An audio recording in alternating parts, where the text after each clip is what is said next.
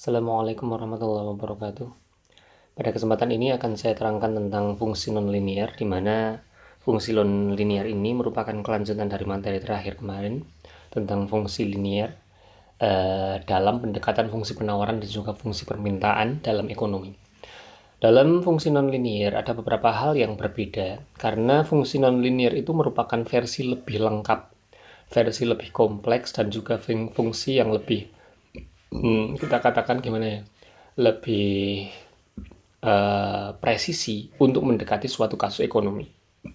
Karena kita kemarin tahu dalam dalam mendekati suatu permintaan dan penawaran, dalam membentuk suatu model matematis dalam fungsi penawaran dan permintaan dengan fungsi linear itu seakan-akan itu melakukan simplifikasi, melakukan penyederhanaan yang cukup tinggi, penyederhanaan yang cukup ibaratnya sangat disederhanakan semacam itu, dari dua kondisi lalu dibuat modelnya sebagaimana ini ya. Contohnya misalnya pada latihan 1, saat harga 5 permintaan 15 dan penawaran 42, saat harga 6 permintaan 4 dan juga penawaran 64. Ini kan kayak semacam memberikan gambaran bahwasannya mosok hanya dengan satu kondisi ini sudah bisa memodelkan kondisi ekonomi, sudah mampu memberikan gambaran ekonomi yang sedang terjadi, mekanisme pasar melalui permintaan dan penawaran yang terjadi, mosok seperti itu, kan gitu. Maka dari itu, fungsi nonlinear itu sebetulnya mencoba untuk mendekati dengan cara yang lebih presisi. Yang mana kalau kita gambarkan nih, yang namanya linear itu kan garis lurus. Linear itu garis lurus. Dan garis lurus yang mana seakan-akan kondisi dalam ekonomi itu selalu lurus, padahal nggak lurus. Kondisi yang nyata boleh jadi grafiknya agak melengkung, boleh jadi bahkan grafiknya itu agak semacam ini, atau bahkan semacam ini dan seterusnya. Artinya akan ada satu waktu di mana kondisi di dalam ekonomi tidak selalu sebagaimana yang digambarkan dalam fungsi linear. Adapun kalau misalnya kita dalam mata kuliah ekonomi sering mendapati bahwasannya, loh Pak, dalam fungsi grafik-grafiknya itu fungsi penawaran itu lurus, fungsi permintaan juga lurus. Itu hanya untuk melakukan simplifikasi, hanya untuk melakukan penyederhanaan saja. Adapun kondisi aslinya tidak benar-benar demikian.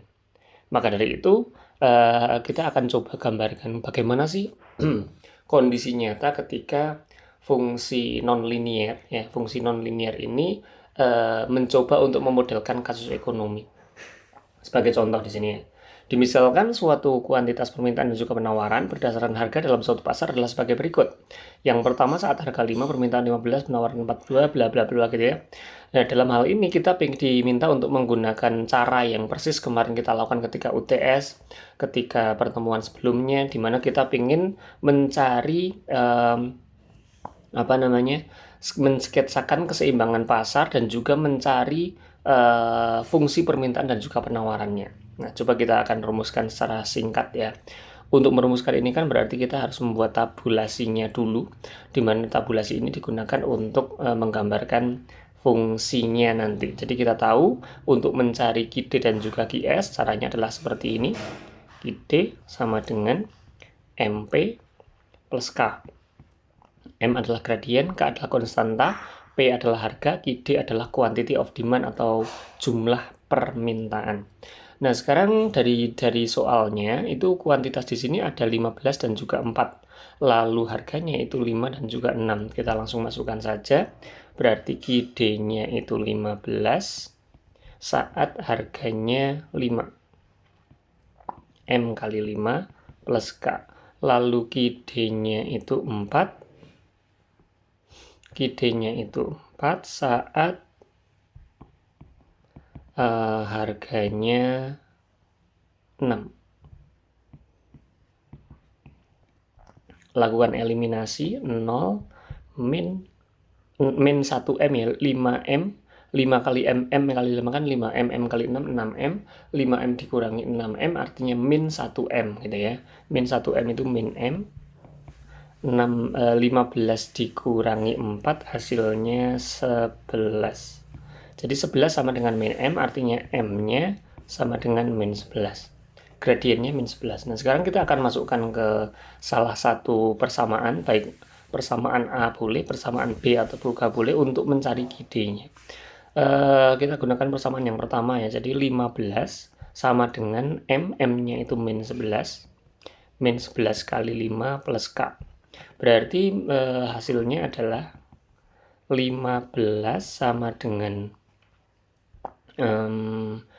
min 11 kali 5 min 55 plus K. Ini untuk mencari nilai K-nya ya.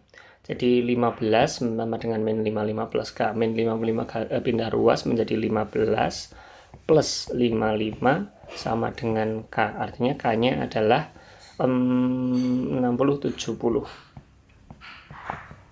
Berarti K-nya 70, M-nya min 11. Sehingga didapatkan ID-nya, ID sama dengan min 11 P plus 70. Ini adalah persamaan permintaannya atau fungsi permintaannya. Dengan cara yang sama kita akan mencari fungsi penawaran ya. Fungsi penawaran kita masukkan saja langsung 42 for quantity of supply ya, jumlah penawarannya. Lalu 64, 42 dan juga 64 ini sama. Yang atas adalah 5M, yang bawah 6M plus K plus K. Kita eliminasi, habis 0, 5N min M, lalu 42 min 64 hasilnya min 22, sehingga hasilnya M adalah gitu ya, min 22 sama dengan M, artinya kalau kita sama-sama pindahkan ruas berarti kan M sama dengan 22. Jadi M-nya 22, kita akan mencari K-nya. Sekarang cara mencari K-nya, M-nya kita substitusikan ke salah satu persamaan sini yang atas, maka hasilnya adalah 42 sama dengan 5 kali M, 5 kali 22 plus K. Ini untuk mencari K-nya, artinya 42 sama dengan 110 plus K. Pindah ruas, 42 min 110 sama dengan K. 42 min 110 hasilnya adalah minus 58 ditambah 10. 58 tambah 10 berarti 58 ditambah 10 minus 68. Jadi untuk K-nya ketemu minus 68. 42 minus 110. Berarti kalau seperti ini, QS-nya apa? QS sama dengan 22P, maaf ya, minus 68. Inilah quantity of supply, fungsi dari QS-nya. QD sama QS sudah kita temukan, selanjutnya tinggal kita lakukan pencarian keseimbangan pasarnya ya, pencarian keseimbangan pasar dan lain sebagainya. Oke, nah itu kan gambaran tentang bagaimana kita menemukan atau menentukan suatu persamaan, suatu fungsi dari suatu kasus, yaitu saat harga 5, permintaan berapa, penawaran berapa, saat harga 6, permintaan berapa, penawaran berapa. Tetapi yang perlu diingat di sini, ternyata akan ada satu kondisi yang berubah di sini. Contoh misalnya dalam latihan 2 diberikan di sini. Dari latihan 1 diperoleh data lain yang merubah fungsi permintaan maupun penawaran, yaitu untuk harga 3. Maksudnya gimana sih? Ternyata gini. Jadi kan kalau seandainya di pasar atau di dalam mekanisme pasar itu sesederhana ini, sesederhana QD dan juga QS semacam ini. Ini kan QD sama QS yang seperti ini kan fungsi linear ini. Ini linear. Kenapa linear? Karena pangkat tertingginya 1.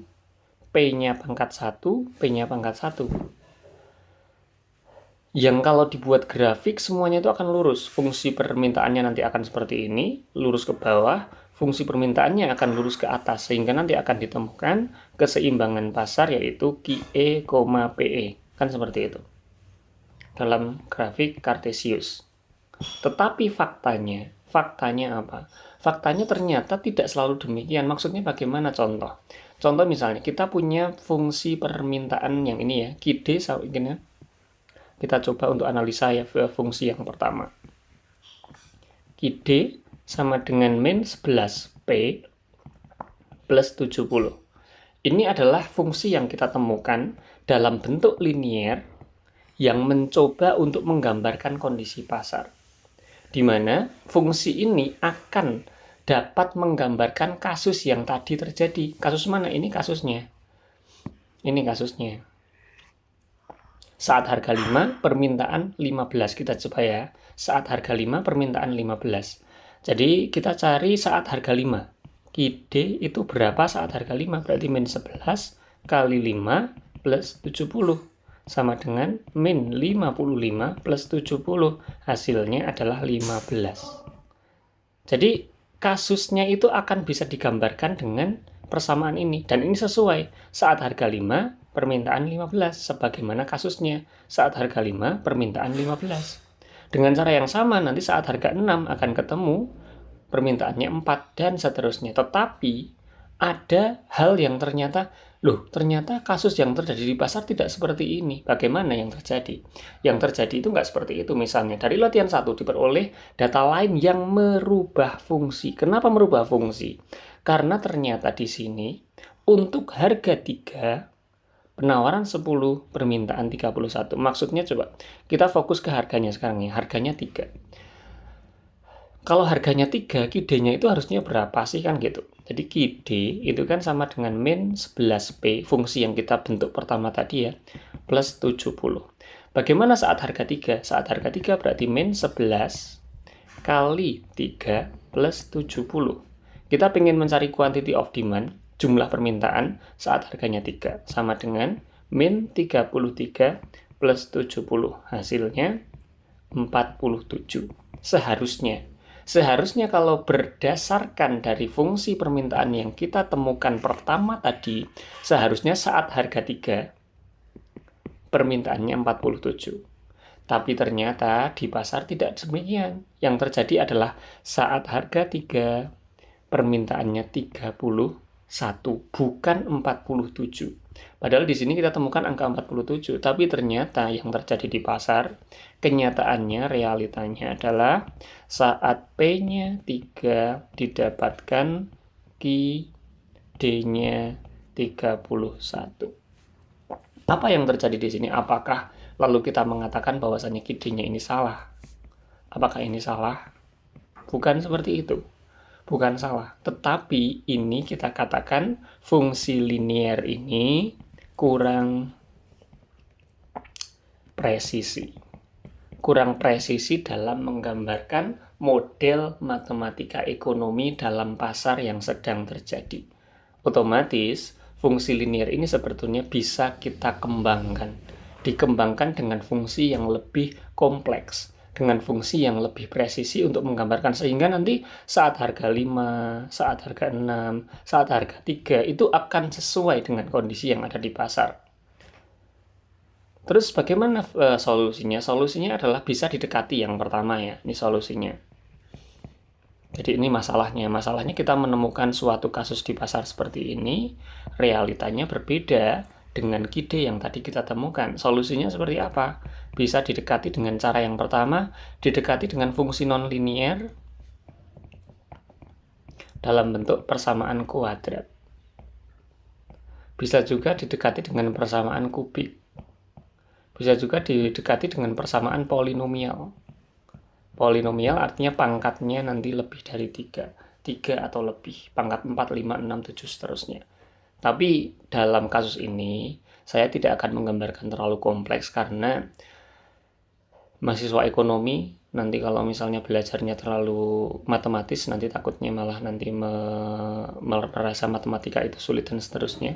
Saya hanya akan memberikan gambaran polanya, sehingga yang semula linier, kita akan membahas fungsi yang non-linier dalam bentuk fungsi kuadrat saja. Kuadrat itu gimana? Kuadrat itu adalah pangkat 2. Pangkat 2 artinya apa? Ya tadi kalau misalnya kita punya fungsi yang linear ya, QD sama dengan MP plus K. Ini kan pangkat 1. Nah, kalau dalam fungsi non-linear kuadrat itu nanti misalnya QD sama dengan misalnya AP kuadrat plus BP plus C, misalnya seperti itu. Jadi pangkatnya itu tidak lagi 1 tetapi 2. Itu untuk fungsi kuadrat. Nah, kita coba untuk mendekati dengan fungsi kuadrat sehingga harapannya fungsi tersebut lebih mampu untuk menggambarkan kondisi pasar yang terjadi. Setelah dilakukan pendekatan grafik, dilakukan pendekatan fungsi nonlinear dengan fungsi kuadrat untuk menemukan fungsi yang lebih presisi.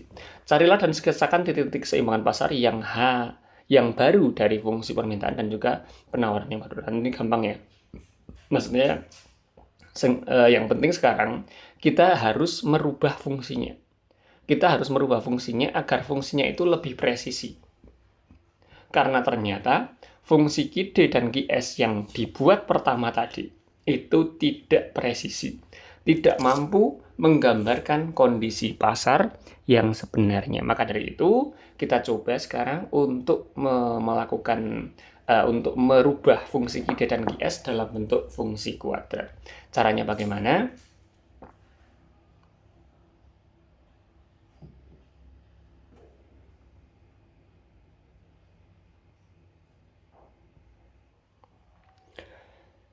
Caranya adalah dengan mendekati ke bentuk umum fungsinya. Sebagaimana kemarin, ini analogi aja. Jadi kalau kemarin kan fungsi linear itu kan bentuknya kalau dalam matematika Y sama dengan MX plus C.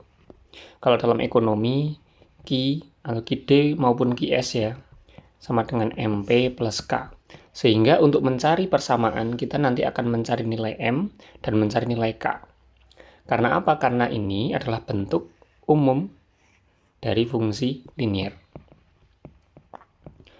Lalu kalau fungsinya kita ingin mendekati dengan kuadrat, gimana ya? Kita dekati dengan bentuk umum kuadratnya.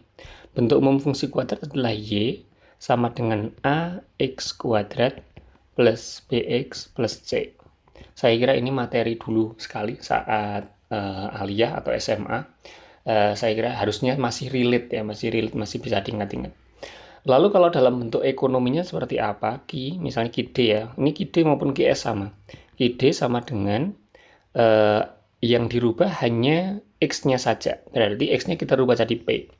AP kuadrat plus BP plus C. Berarti kalau di dalam fungsi linear itu, dalam ekonomi ya, yang kita cari itu adalah nilai M dan juga nilai K. Kalau di dalam fungsi kuadrat kita akan mencari 3, A, B, dan juga C. Jadi kalau linear itu kita hanya mencari 2, yang kemarin cukup hanya dengan mencari dengan eliminasi dan substitusi. Kalau untuk mencari A, B, C nanti perlu eliminasinya agak bertingkat. Eliminasi bertingkat itu seperti apa? Nah, kita akan coba rumuskan sekarang. Kita tulis dulu semua kasus yang terjadi. Kasusnya adalah ini ya, saat harga 5, permintaan 15, penawaran 42, lalu 6, lalu kita tambah satu kasus lagi yaitu saat harga 3 ya. Saat harga 3 itu penawaran 10, permintaan 31. Penawarannya 10, permintaannya 31. Ya, kasus ini akan kita coba gunakan untuk menggambarkan fungsi kuadratnya. Kita sekarang fokus ke fungsi permintaan dulu ya. Saat harga 5, permintaan 15. Saat harga 6, permintaan 4. Saat harga 3, permintaannya 31. Itu dulu. Jadi 3, 5, 6, 356, 31, 54 gitu ya. Kasus yang terjadi untuk kita cari. Jadi kita akan mencari QD-nya dulu, di mana kasus yang terjadi adalah saat P-nya ada tiga kasus ya, 3, 5, 6, lalu QD-nya adalah 31, 15, dan juga 4. Ini kasus untuk QD-nya. Oke, Dari 3 kondisi di lapangan seperti ini, kita akan coba untuk masukkan ke bentuk umumnya sekarang. QD sama dengan AP kuadrat plus BP, oke kita tulis QD-nya berarti 31. Ini ya, QD 31 sama dengan A, P-nya kan 3, berarti 3 kuadrat, A kali 3 kuadrat plus B kali 3 plus C. Ini bentuk persamaan yang pertama. Yang kalau kita rubah dalam bentuk yang lebih enak, ini bisa berubah menjadi 31 sama dengan 3 kuadrat itu 9. 9 kali A, 9A plus B kali 3 itu 3B plus C. Dengan cara yang sama, ini akan kita praktekkan untuk yang harga sama dengan 5 dan harga sama dengan 6.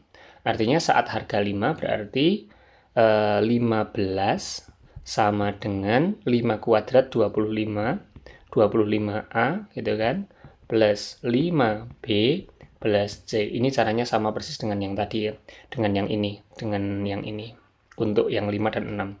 Untuk harga 6 berarti 4 sama dengan 6 kuadrat itu 36A plus 5 kali B berarti 6. 5-nya berubah jadi 6 karena ini kita sedang dalam harga 6 plus C. Sekarang kita punya 3 persamaan. Persamaan A, persamaan pertama gitu.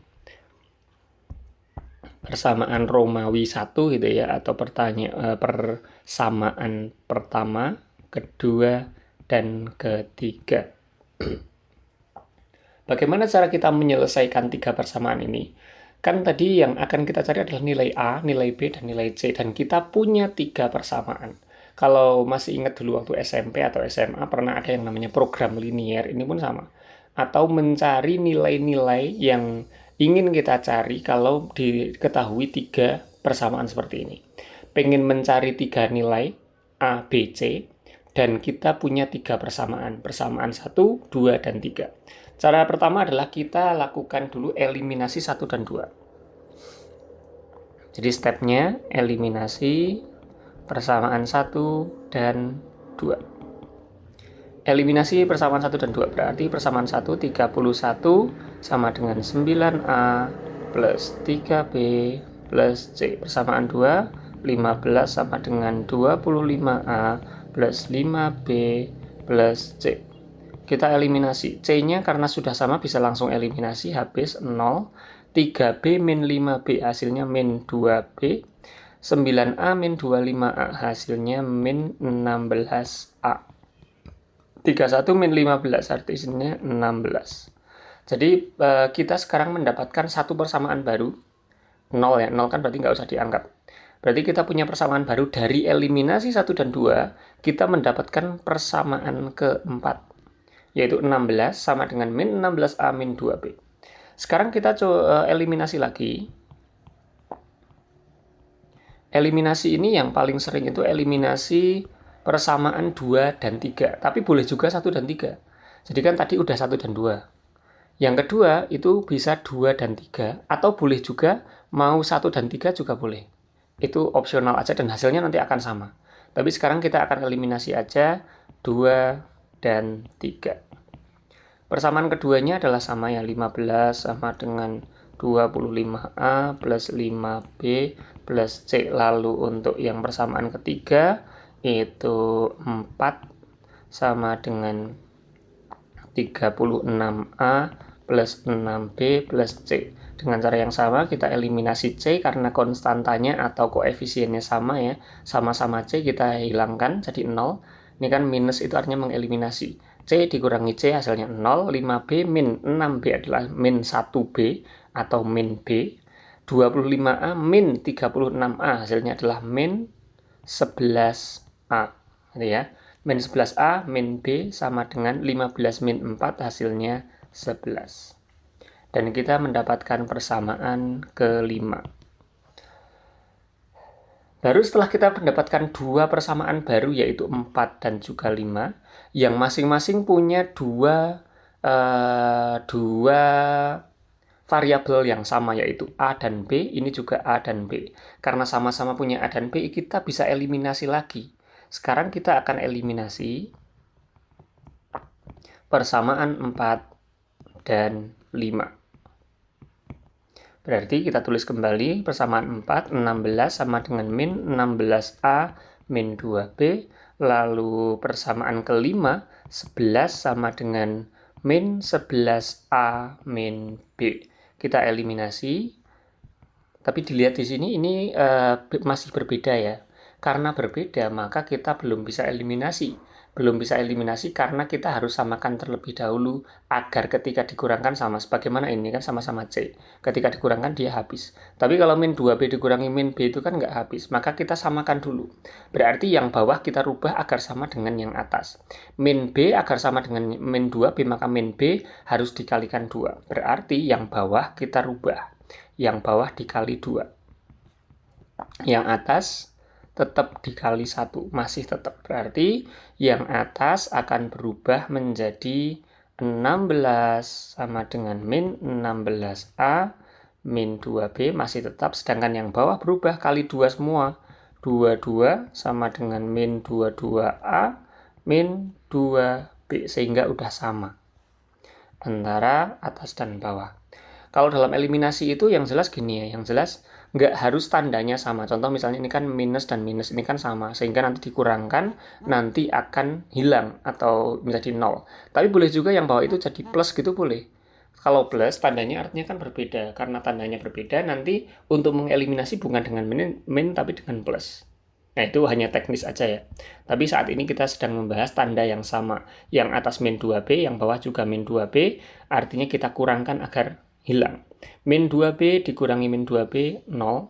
Min 16A ini hati-hati, ini tanda bilangannya jangan sampai salah.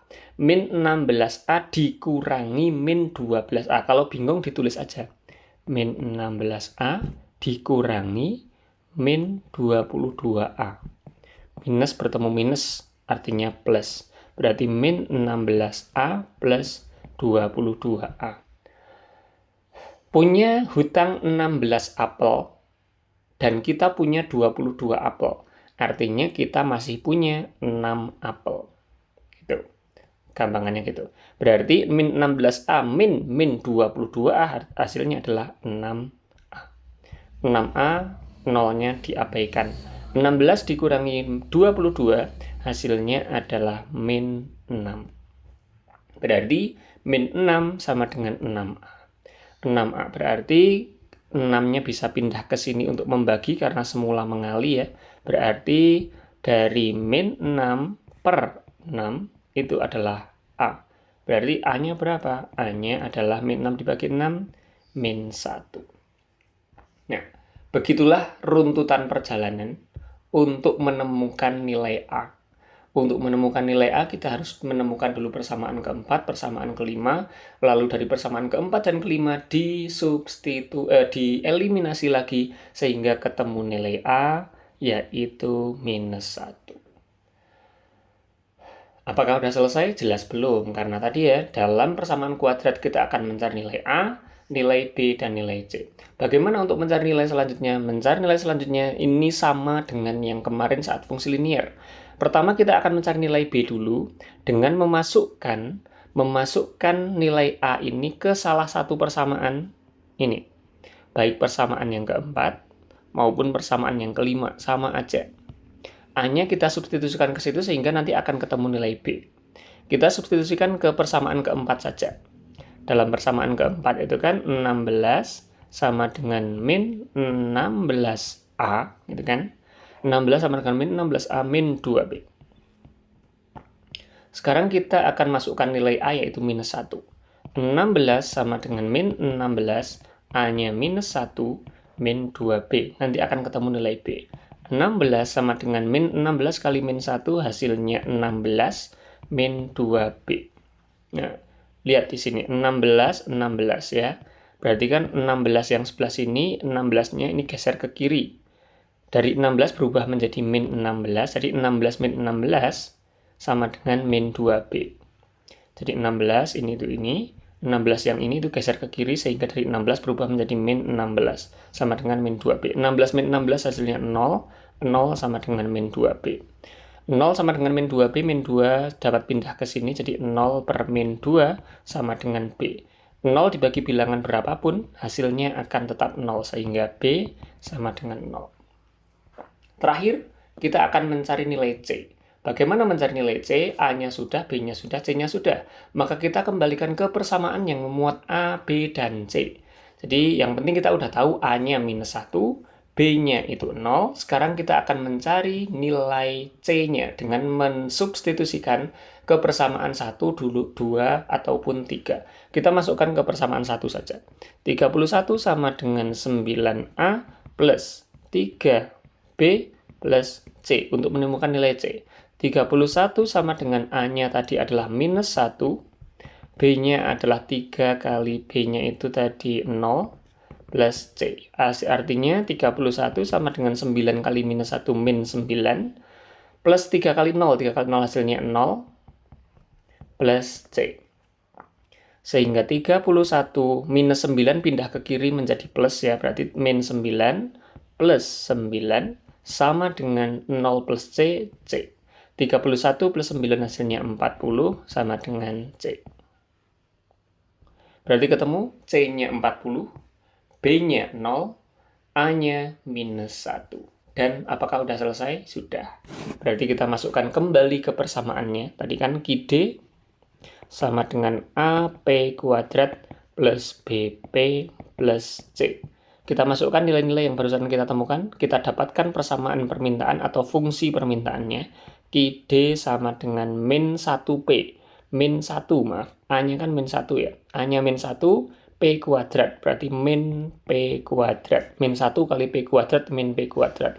Plus 0 kali P. 0 kali P, 0 dikali apapun hasilnya 0. Berarti plus 0, tidak dianggap. Plus C, C-nya 40.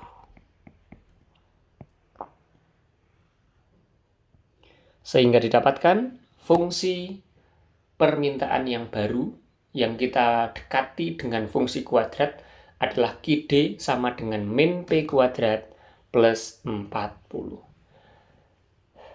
Kita ingin membuktikan apakah fungsi ini itu sekarang lebih presisi untuk menganalisa atau memodelkan kasus yang terjadi di pasar ya. Gitu. Jadi fungsi yang kita temukan adalah QD sama dengan min P kuadrat plus 40. Kasusnya kan ini, kita coba sekarang. Kita coba memasukkan kasus ini ke fungsi yang baru, yaitu QD sama dengan min P kuadrat plus 40. Kita masukkan. Apakah benar kalau harganya 3, 31, kita masukkan. Saat ini 3 berarti min 3 kuadrat dengan min dari 3 kuadrat berarti plus 40. Min dari 3 kuadrat adalah min 9 plus 40. Hasilnya 31. Berarti saat P-nya 3, QD-nya 31. Dengan cara yang sama kita masukkan 5. Min 5 kuadrat. 5-nya dikuadratkan dulu baru diminuskan. Berarti min dari 5 kuadrat. Min 25. Min 25 tambah 40 hasilnya 15. Itu kalau harganya 5, maka QD-nya 15. Berarti benar. Kalau kita masukkan angka 6. Min 6 kuadrat. 6 dikuadratkan dulu baru diminuskan. 6 kuadrat 36. Minus P kuadrat berarti min 36. Min 36 ditambah 40 hasilnya 4. Berarti benar. Berarti apa? Fungsi kuadrat yang baru yaitu QD sama dengan min P kuadrat plus 40 itu lebih mampu menggambarkan kondisi pasar yang sedang terjadi dalam contoh ini. Karena tadi kalau pakai fungsi yang awal tadi, yang QD sama dengan apa tadi? Yang awal tadi yang kita temukan yang pertama, yang ini. Nah, kalau kita pakai fungsi yang pertama ini, QD sama dengan min 11P plus 70, ternyata ini hanya mampu menggambarkan dua kasus yang B sama kasus yang C. Kasus ini tuh bisa digambarkan oleh fungsi yang pertama tadi, tapi kasus yang A udah nggak presisi. Saat harga 3 udah nggak presisi. Tapi dengan fungsi kuadrat, itu ini mampu menggambarkan. Gitu. Oke, saya kira saya nggak akan terlalu lama-lama dalam fungsi nonlinear ini. Jadi dalam fungsi nonlinear ini minimal kita tahu ya bagaimana cara mengkonstruksikan fungsi kuadrat dalam kasus ekonomi, fungsi permintaan, dan penawaran. Nah, minimal tahu ini dulu aja. Kalau masalah keseimbangan pasar, sketsa, itu nanti kita bahas pada pertemuan selanjutnya, sekaligus nanti ditambahi presentasi dari kelompok 3. Tapi gini, karena ini kan baru saya terangkan fungsi permintaan. Nah, sekarang saya minta kepada semua mahasiswa, silahkan Anda cari QS sekarang. Ini kan yang saya contohkan itu kan mencari KID. Mencari KID. Ini yang tadi saya contohkan. Nah, sekarang tugasnya adalah carilah QS yang dalam bentuk fungsi kuadrat. Ini yang perlu Anda cari sekarang. Dikerjakan dalam kertas, difoto, dikumpul di WA grup paling lambat Sabtu minggu ini ya. Silakan Anda carilah QS dengan cara yang sama. Berarti cari QS yang fungsi kuadrat itu sama. Mencari nilai A, B, C. Sehingga nanti setelah ketemu A, B, C, dan C nanti akan ketemu QS-nya seperti apa. Berarti kalau QS kasusnya bukan yang ini ya. Kalau QS berarti kasusnya saya gambarkan sekalian kasus untuk yang QS biar nanti nggak bingung. P, QS. Berarti kalau QS itu kasusnya adalah ini ya.